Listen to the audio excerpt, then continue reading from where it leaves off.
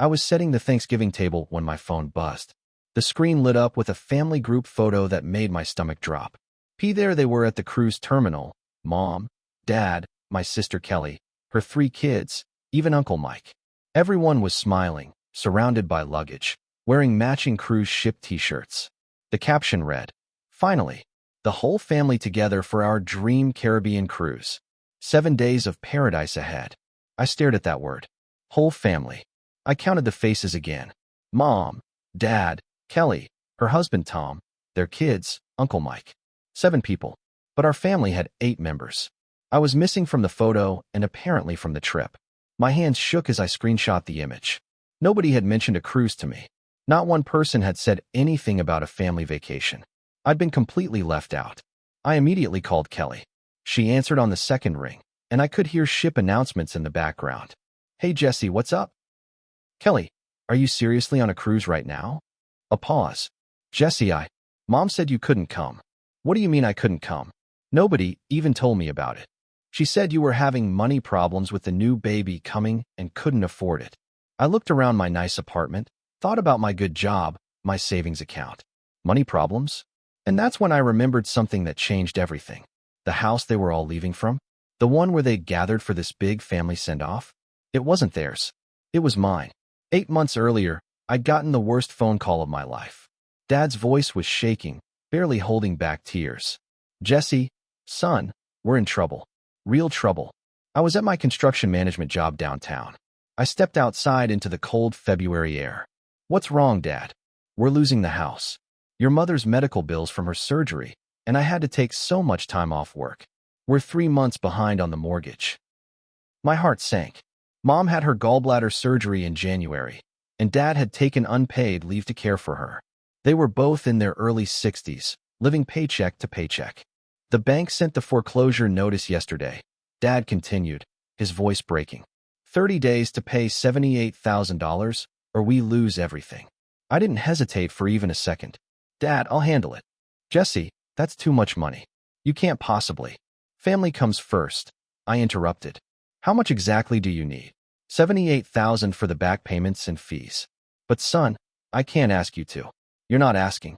I'm telling you I'll fix this." By that afternoon, I'd emptied my entire house fund, $78,000 I'd been saving for 3 years to buy my own place. But I didn't just catch up with their payments. I had a better idea. "Dad, what if I buy the house outright? That way, you'll never face foreclosure again." The relief in his voice was immediate. "Jesse, you would do that for us?" Of course I would. Within a week, I'd purchased their house for $400,000, putting it entirely in my name to protect it from future creditors. My parents could live there rent-free forever. But the foreclosure? It was all a lie. 3 months after I saved their house, I drove by to check on my parents. What I saw in the driveway made me slow down in confusion. A brand new BMW sat gleaming in the afternoon sun. Not used, not leased, completely new, with temporary dealer plates. I parked across the street and stared at it. How could my parents, who'd been facing foreclosure just months ago, afford a new BMW? I called Dad that evening, trying to keep my voice casual. "Hey Dad, saw you got a new car. Congratulations." "Oh, the BMW?" "Yeah, the old Honda finally died on us. Left us stranded at the grocery store. I thought the Honda was running fine when I saw it last month." A brief pause. "Well, you know how old cars are. One day they're fine, the next they're junk." Something felt off, but I didn't want to seem like I was monitoring their spending. They were adults. If they qualify for a car loan, good for them. 2 weeks later, I stopped by for Sunday dinner. The entire front yard had been professionally landscaped. New trees, decorative stones, fresh mulch, expensive work. "The yard looks incredible," I said to Mom. She beamed. "We finally got it looking the way we always dreamed. Your father found the most wonderful landscaping company." Inside, I noticed more changes. Brand new living room furniture. A massive flat-screen TV. Updated kitchen appliances that looked top of the line. During dinner, I couldn't help myself. "This all looks amazing, but how are you affording these improvements?" Mom and Dad exchanged a quick glance. "We took out a small home equity loan," Dad explained. "Now that the mortgage is paid off, we have excellent credit again." My fork stopped halfway to my mouth.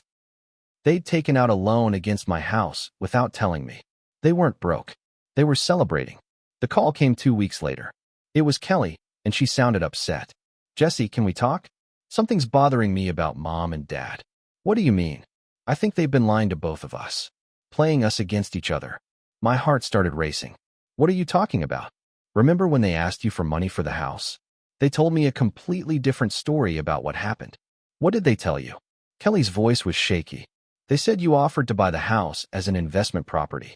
They made it sound like it was your idea, like you were being a generous son, but also making a smart business decision. I felt sick. Kelly, they called me crying about foreclosure. Dad was sobbing, saying they were losing everything. That's not what they told me at all. They said you approached them about buying the house. And what did they tell you about the BMW? The landscaping? All the new stuff? Kelly was quiet for a moment. They said those were gifts. From you. The room spun around me. Gifts from me. They told me you insisted they treat themselves with some of the money from the house sale. They said you wanted them to enjoy their retirement. I sat down heavily.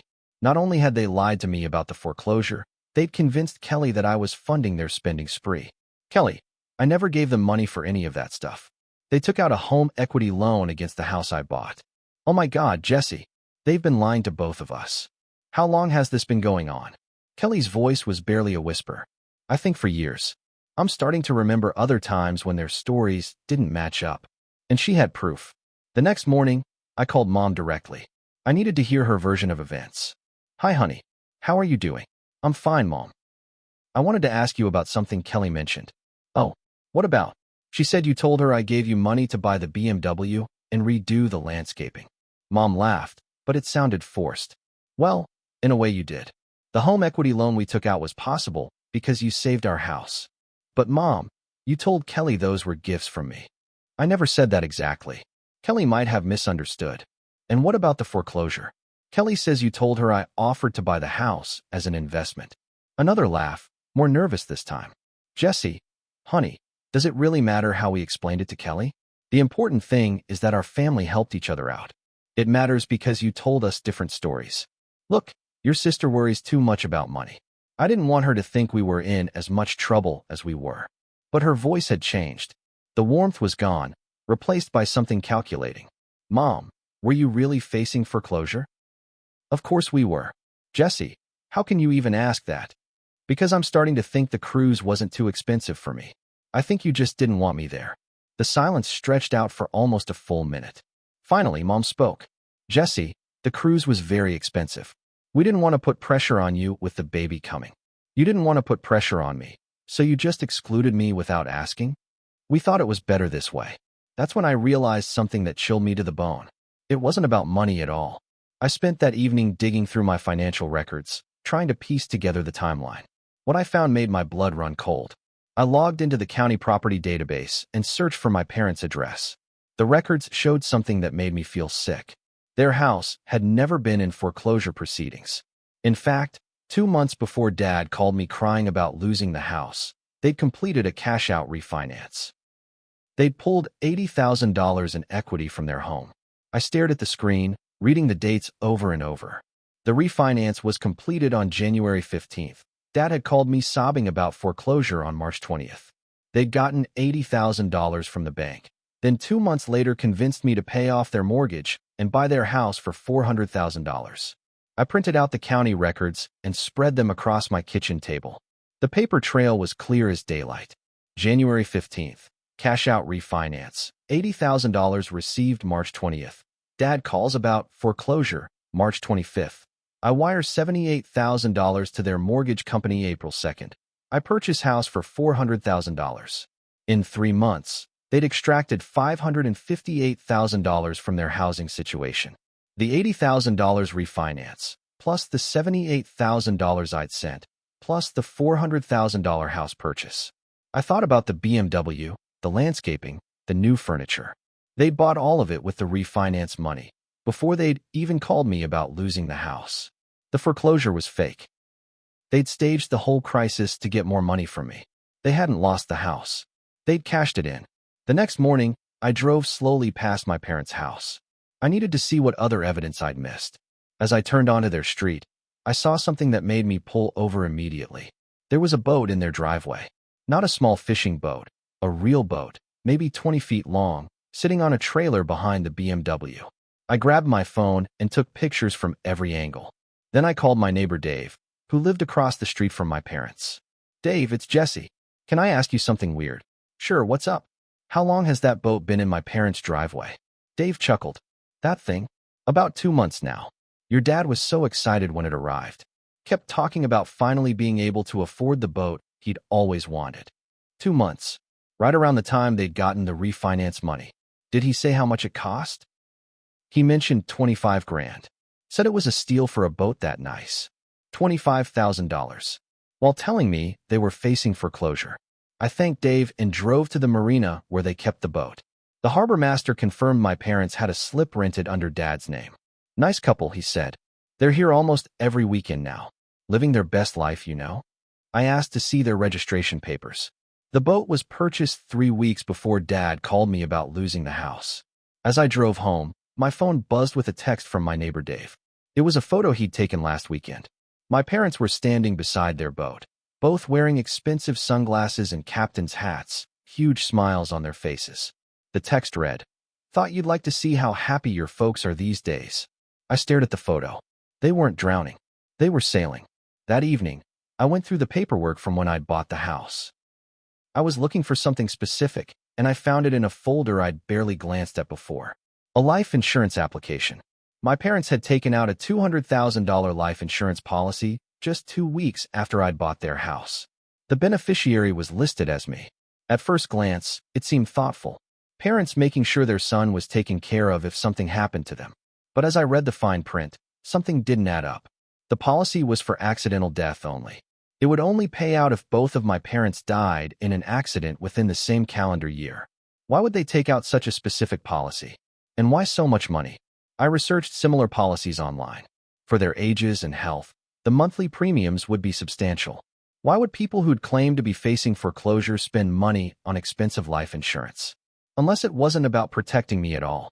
I called the insurance company the next morning, pretending to be checking on the policy status. "Mr. Thompson, the policy is active and current. Your parents have been very diligent about the payments. How much are they paying monthly?" "The premium is $850 per month for the coverage amount." $850 a month. Over $10,000 a year. People facing foreclosure don't spend $10,000 annually on life insurance policies. But people planning something might. This wasn't protection. It was the motive. I couldn't sleep that night. My mind kept racing through the implications of what I'd discovered. The fake foreclosure. The secret refinance. The boat was purchased with stolen money. And now a suspicious life insurance policy with me as the beneficiary. What if something happened to my parents? What if they had an accident while out on their new boat? I'd be the prime suspect. The son who bought their house, who had access to their finances, who stood to inherit $200,000 if they died. The police would see a clear motive. They'd think I'd killed my parents for money. My parents weren't just stealing from me. They were setting me up to take the fall for something terrible. I spent the next morning researching criminal fraud cases online. What I found terrified me. In case after case, family members who'd been financially manipulated became suspects when their relatives died under suspicious circumstances. The life insurance policy wasn't random. It was calculated. If my parents ever needed to disappear, or if they ever got caught in their lies, they had a backup plan. Make it look like their son had killed them for the insurance money. I'd become the perfect patsy. The greedy son who'd already stolen their house and wanted more. But there was one thing they didn't count on. I wasn't going down for their games. And I wasn't going down for their game. The next day, Kelly called me. Her voice was shaky. "Jesse, I've been going through some old papers, and I found something you need to see." "What kind of papers?" "Financial records. Bank statements. Things Mom asked me to keep in my safe deposit box years ago. We met at a coffee shop downtown." Kelly looked nervous, constantly checking over her shoulder like she expected our parents to walk in. She slid a manila envelope across the table. "Jesse, this goes back years. Maybe decades. Inside were bank statements, loan applications, insurance claims, a paper trail of financial manipulation stretching back to when Kelly and I were teenagers." "Look at this," Kelly said, pointing to a bank statement from 2015. "Remember when they said Uncle Mike borrowed money from them and never paid it back?" I remembered. It had caused a huge family rift. They never loaned Uncle Mike money, Kelly continued. They borrowed $15,000 from him and then told everyone he'd stolen from them when he asked for it back. She showed me more documents. Fake medical bills they'd used to get money from their church. Insurance claims for accidents that never happened. Loan applications with inflated income numbers. Jesse, they've been running scams for decades. We weren't their first victims. I thought about all the times they'd asked for help over the years. The emergency car repairs. The unexpected medical bills. The temporary loans that were never paid back. We weren't victims of bad luck, I said, staring at the papers. We were pawns. Kelly nodded. And I think they've been planning something bigger. Look at this. She showed me a notebook in Mom's handwriting. It was a list of our family's assets, insurance policies, and bank account numbers. But it wasn't just a record. It was a plan. Next to my name was written, house ownership, $400,000 value. Life insurance beneficiary minus $200,000. Potential criminal liability if questioned. They'd been planning this for months, maybe years. 2 days later, my phone rang with a number I didn't recognize. Is this Jesse Thompson? Yes, who's asking? This is Tom Bradley from Bradley & Associates law firm. Your parents gave me your contact information. My stomach dropped. What can I help you with? Well, it's about the property on Maple Street. Your parents want to make some changes to the ownership documents. What kind of changes? They'd like to transfer the property back into their names. They mentioned you'd agreed to this arrangement. I felt like I'd been punched. I never agreed to that. Oh, well, they seemed quite certain. In fact, we've already begun preparing the paperwork. Mr. Bradley, I need you to stop all work on this immediately. Of course, but may I ask what's going on? Your parents were very insistent that this was what you wanted. My parents don't own that property. I do. And any attempt to transfer it without my consent would be fraud. A long pause. Mr. Thompson, I think we need to have a conversation. Can you come in today? 2 hours later, I was sitting in Tom Bradley's office, looking at documents that made my hands shake. My parents had forged my signature on property transfer papers. They'd created fake emails from me agreeing to give them back the house. They'd even forged power of attorney documents claiming I'd given them authority to act on my behalf. Mr. Thompson, what your parents have done is serious fraud. Multiple felonies. I stared at the fake signatures, the forged documents, the elaborate lies. They weren't just using me, I said quietly. They were erasing me. Tom nodded grimly. If these documents had gone through, you would have lost all legal claim to the property. And given the life insurance policy they've taken out. He didn't need to finish. I understood perfectly. They were planning to steal my house, frame me for their deaths, and disappear with everything. But they'd made one crucial mistake. They'd trusted a lawyer who actually checked his facts. I left Tom Bradley's office with copies of every forged document and a clear understanding of what I was dealing with. This wasn't just family drama. It was an elaborate criminal conspiracy. I drove home and cleared off my dining room table. Then I started building my case. Bank records showing the fake foreclosure. County records proving the secret refinance. Photos of the boat and BMW bought with stolen money. The life insurance policy with suspicious terms. And now, forged legal documents attempting to steal my house. I organized everything chronologically, creating a timeline that told the complete story of my parents' crimes. January 15th. Secret $80,000 refinance March 20th. Fake foreclosure call to me. March 25th. I send $78,000 rescue money April 2nd. I purchase house for $400,000 April 15th. $200,000 life insurance policy taken out May 1st. BMW purchased with refinance money June 1st. $25,000 boat purchased July 1st. Forged documents to steal house back August 15th. Family cruise planned. Me excluded. Every step was calculated. Every lie was planned. They'd been working toward this for months. I photographed every document, uploaded everything to cloud storage, and made backup copies. If they wanted war, I'd bring receipts. But I needed professional help to finish this right. I found Margaret Morrison through an internet search for lawyers specializing in family fraud. Her reviews were stellar, and her experience was exactly what I needed. Her office was downtown in a historic building. Margaret herself was probably 60, with sharp eyes and a no-nonsense manner. Tell me everything from the beginning, she said after I'd explained why I was there. For For the next 2 hours, I walked her through the entire story. The fake foreclosure, the secret refinance, the forged documents, the life insurance policy, even the cruise exclusion. Margaret took notes throughout, occasionally asking for clarification or requesting to see specific documents. When I finished, she leaned back in her chair. Jesse, your parents have committed multiple serious felonies. Wire fraud, identity theft, document forgery, insurance fraud. We're talking about potential decades in prison. What are my options? Well, you could try to handle this privately. Confront them, demand they make restitution, hope they cooperate. But people who do this kind of elaborate planning rarely stop on their own. They escalate. I thought about the life insurance policy, the forged documents, the systematic lies. What do you recommend? Margaret opened a legal pad and began writing. We need to protect your assets immediately, then build an airtight case for criminal prosecution. How long will that take? I can start asset protection today. The criminal case will take a few weeks to prepare properly. She looked at me seriously. Jesse, once we start this process, there's no going back. Your relationship with your parents will be over. I thought about the cruise photos, about being excluded from my own family while they spent money stolen from me. My relationship with my parents ended when they decided to frame me for murder. Margaret nodded. Then let's begin. My plan has 3 phases. She turned the legal pad toward me. Phase 1 was already outlined in her neat handwriting, and I'd just begun Phase 1. Phase 1 began immediately. Margaret made a series of phone calls while I sat in her office.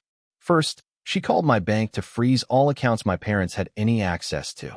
Within an hour, every debit card, every check, every automatic payment they might have been using was blocked. Next, she called a locksmith. By evening, every lock on the house I owned would be changed. My parents would no longer have keys to their own home.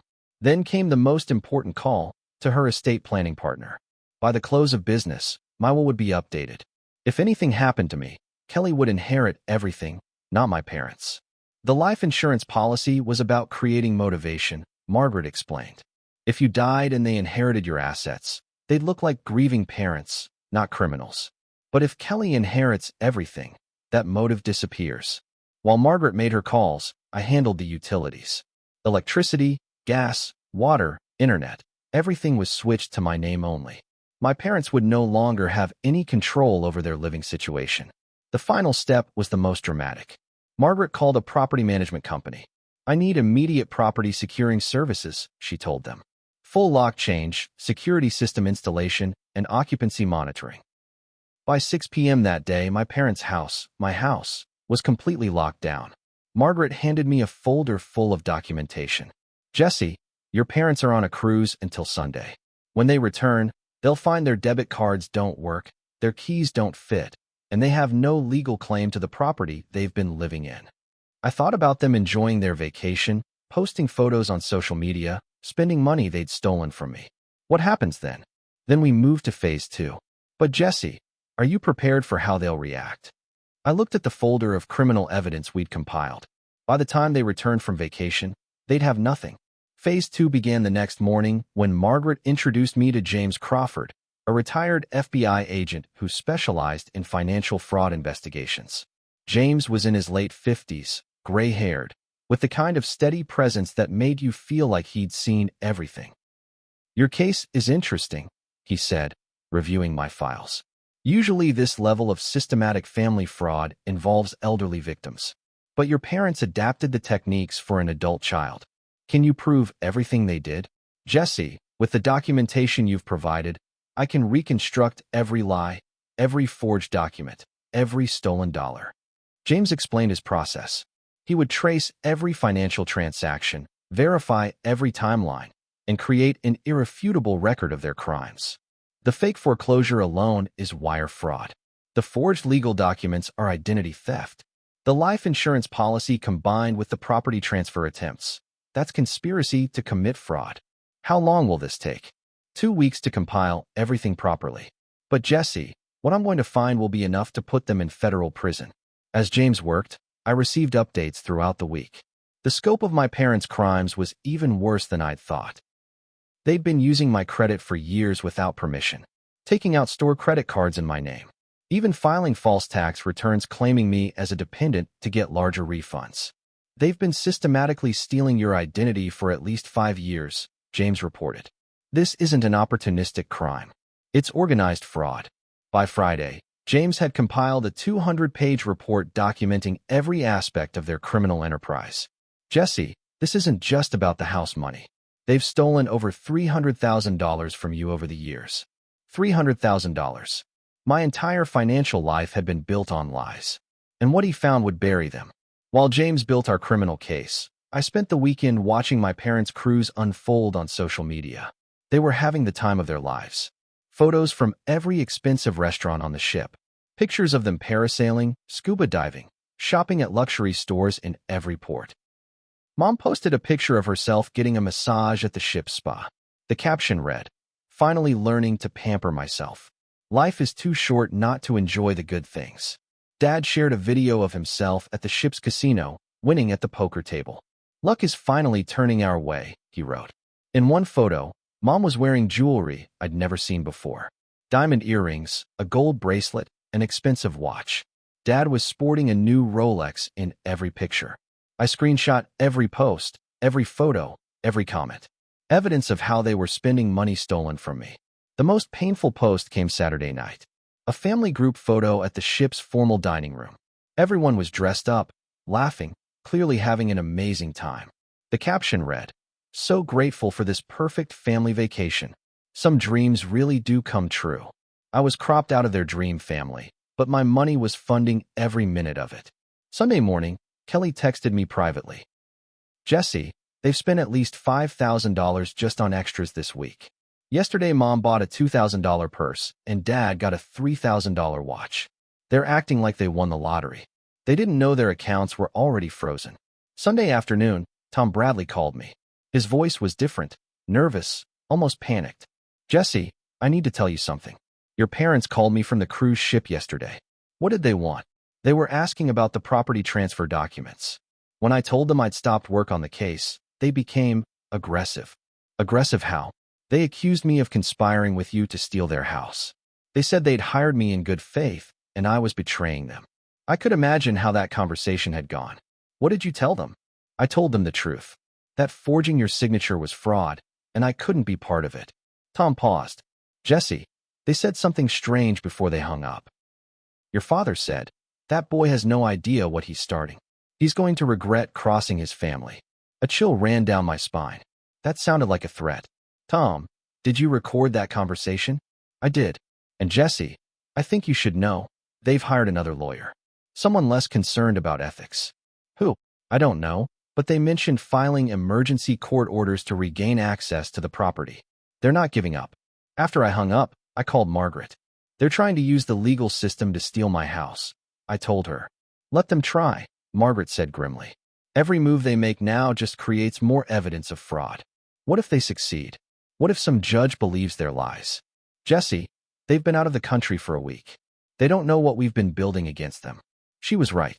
While they've been posting cruise photos and spending stolen money, we've been documenting their crimes. They were sinking, and they didn't even know it yet. Sunday evening, their cruise ship docked in Miami. I knew because Dad posted a photo of the sunset from the pier. "What a perfect ending to a perfect week," the caption read. Now back to real life. Real life was about to hit them harder than they imagined. Monday morning, I positioned myself across the street from the house. I wanted to see their faces when they discovered what had happened. Their taxi pulled up at 2 p.m. I watched them get out, tanned and relaxed, dragging expensive new luggage and shopping bags from duty-free stores. Mom was wearing the diamond earrings from her cruise photos. Dad's new Rolex glinted in the afternoon sun. They looked 10 years younger than when they'd left. Refreshed, happy, carefree. Dad walked confidently to the front door and inserted his key. It didn't turn. He tried again, jiggling the key, pushing on the door. Nothing.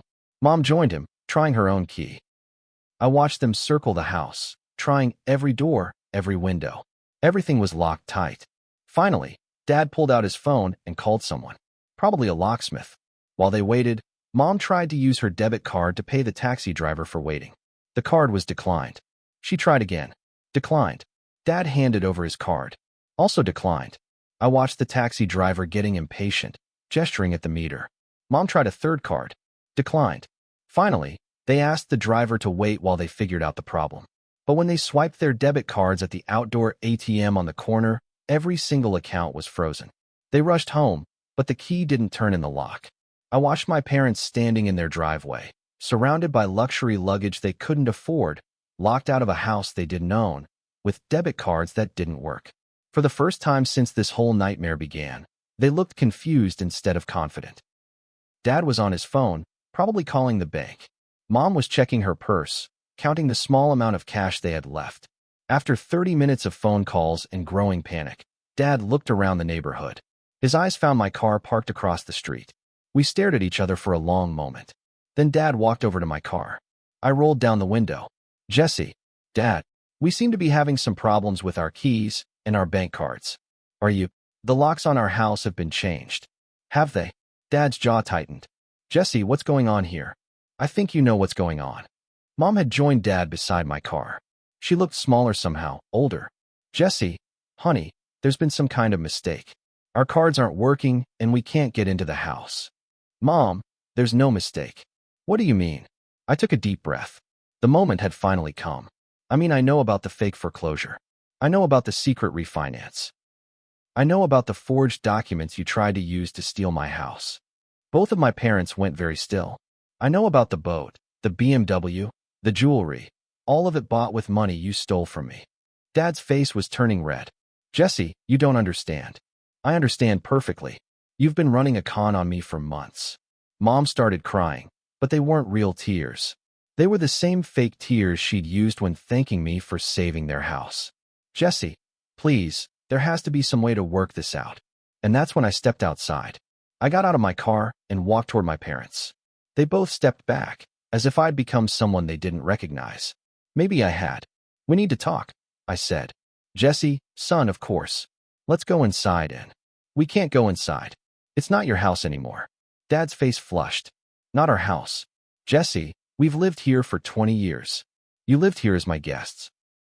Guests who stole from me, lied to me, and tried to frame me for crimes I didn't commit. I pulled out a manila folder I'd prepared. This contains documentation of every crime you've committed. The fake foreclosure, the forged legal documents, the identity theft, all of it. Mom reached for the folder, but I pulled it back. You want to see what's inside? Let's go somewhere public and talk about it.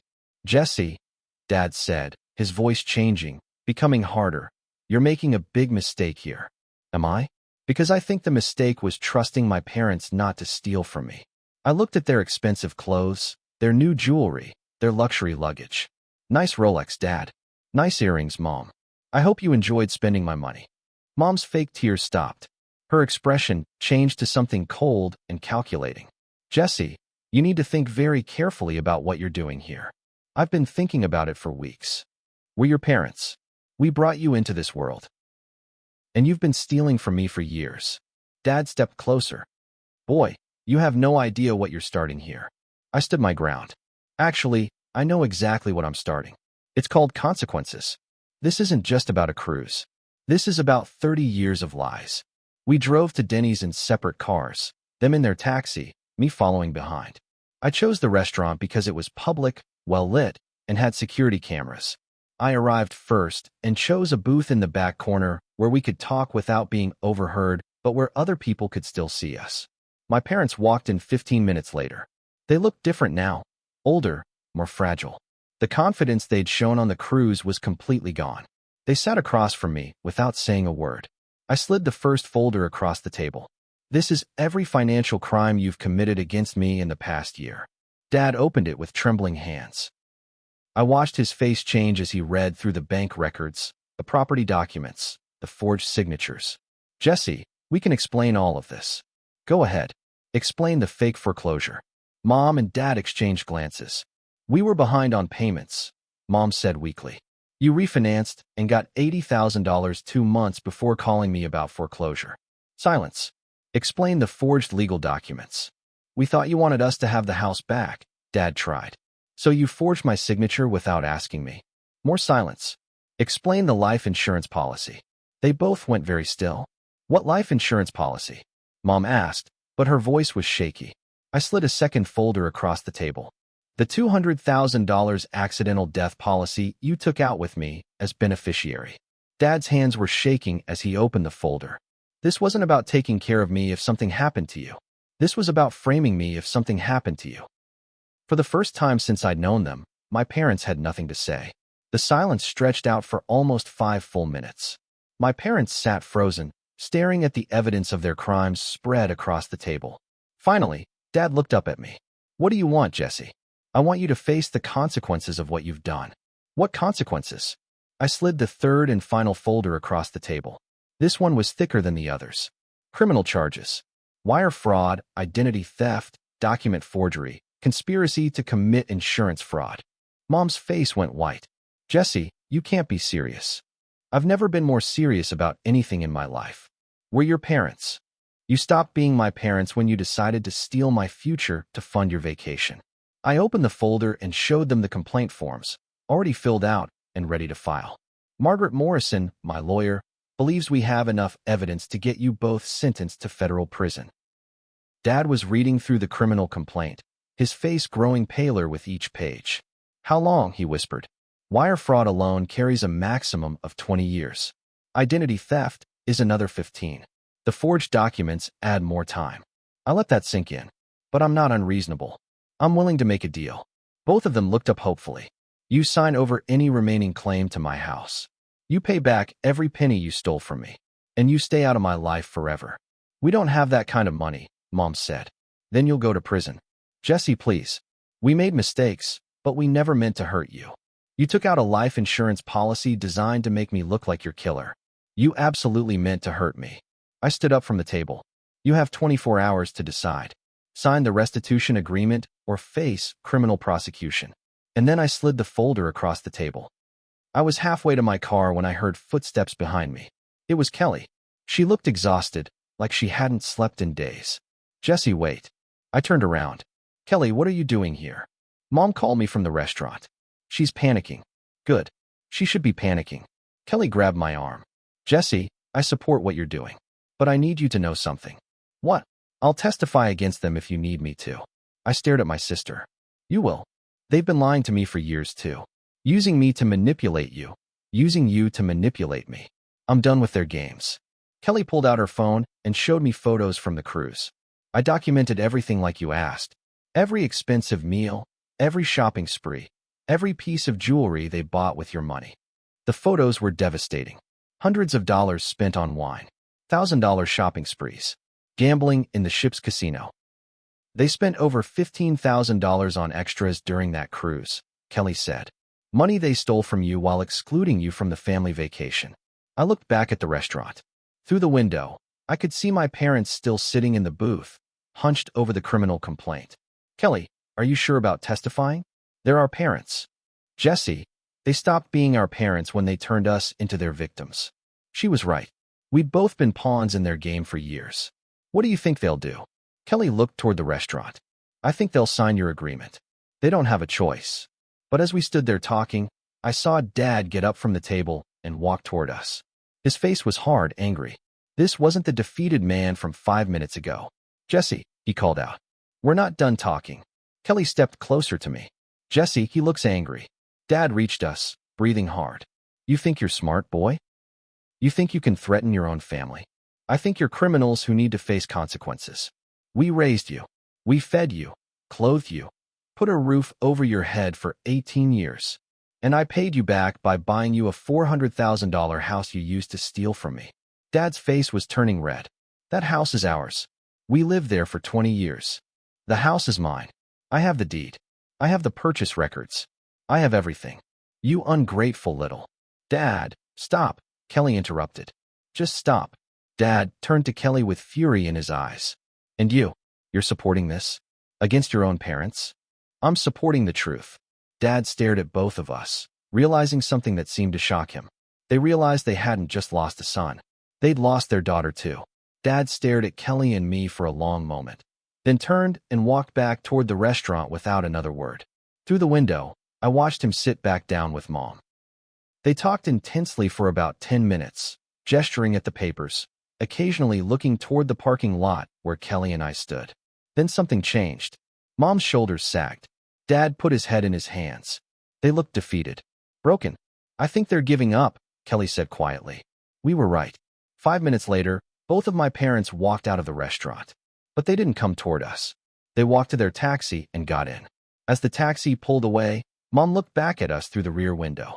For the first time in months, I felt something that might have been sadness. But it passed quickly. Kelly and I drove to my apartment and waited. Margaret had said they'd have 24 hours to respond to the settlement offer. The call came 18 hours later. It was Tom Bradley, the lawyer they'd originally tried to use for the property fraud. Jesse, your parents have signed the restitution agreement. All of it. Everything. They're signing over all claims to the property. They're agreeing to pay back $347,000 in documented fraud. And they're agreeing to have no contact with you going forward. How are they going to pay that kind of money? They're liquidating everything. The boat, the BMW, the jewelry, everything they bought with stolen money. It won't cover the full amount, but it's a start. And if they can't pay the rest, then the criminal charges proceed automatically. I hung up and looked around my small apartment. For the first time in months, I felt like I could breathe. Kelly came over that evening with takeout Chinese food. How do you feel? She asked. Empty, mostly. Do you regret it? I thought about that question seriously. No, I regret that it was necessary, but I don't regret doing it. We ate dinner in comfortable silence. Outside, the sun was setting over the city. For the first time, they looked small. 6 months later, I was cleaning out my closet when I found the folder of cruise photos Kelly had taken. I sat on my bed and looked through them one more time. My parents laugh at expensive restaurants, posing with their luxury purchases, celebrating a family vacation paid for with money they'd stolen from me. But I noticed something I'd missed before. In every photo, despite their smiles, they looked nervous, constantly checking their phones, whispering to each other when they thought Kelly wasn't watching. They'd known something was wrong even during their dream vacation. They'd known their lies were catching up with them. My phone buzzed with a text from Kelly. Dad started working at Home Depot yesterday. Mom got a job cleaning office buildings. They're in a one-bedroom apartment on the bad side of town. I typed back. Good. But I didn't feel good about it. I didn't feel bad about it either. I felt nothing. That evening, Sarah and I were watching TV when my phone rang with my parents' number. I let it go to voicemail. The message was from Mom. Jesse, it's been 6 months. We've paid back almost half of what we owe you. We're working every day to make this right. Please call us back. We miss you. I deleted the message without listening to it twice. Some betrayals are too deep for forgiveness. Some consequences are permanent. The next week, I got a wedding invitation in the mail. Kelly was getting remarried, and she wanted me to be her best man. At the bottom of the invitation, she'd handwritten a note. Small ceremony. Just people we can trust. I looked at that phrase for a long time. People we can trust. For 34 years, I'd been the quiet son, the one who never questioned anything, who always gave people the benefit of the doubt. But I'd learned something important from this whole experience. Trust isn't something you owe people because they're family. Trust is something people earn through their actions. And when people show you who they really are, believe them. My parents had shown me exactly who they were. People who would steal from their own son, lie to his face, and try to frame him for their crimes. I believed them. They wanted me to be silent. Instead, I made sure they'd never be heard again.